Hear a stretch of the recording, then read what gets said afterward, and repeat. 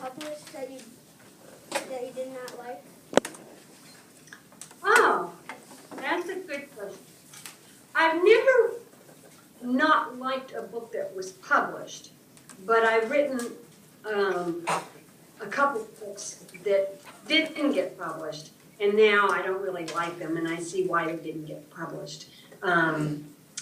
You know, sometimes you think your writing's pretty good, and then you get away from it for a little bit, and then you go back and you go, it's not quite as good as I thought it was.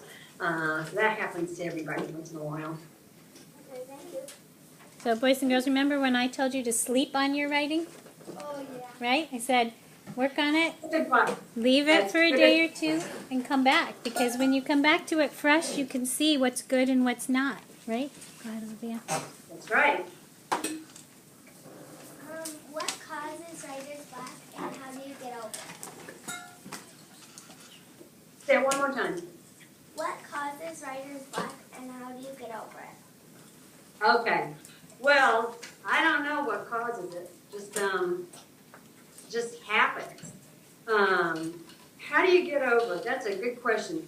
What your teacher said just now about sleeping on it, that's one way. Is to just, if you can't always, because sometimes you have to get it done, right? But if you can, get away from it, or even just overnight sometimes. Because when you come back to it fresh, you read it with reader eyes instead of writer eyes sometimes, and that helps. Another thing that helps is if you ask yourself, what if? For instance, do you remember in How to Steal a Dog when Georgina went back to the old house to feed Willie and he was gone? Yeah. Remember that? Yeah. Okay. That was a place where I had writer's block. I didn't know what was going to happen next in the stories. So I said, okay, what if she goes back to the house and he's gone? Yeah, that's what I'll do. But then I had to think, well, where'd he go? What happened to him? But that got the story going again.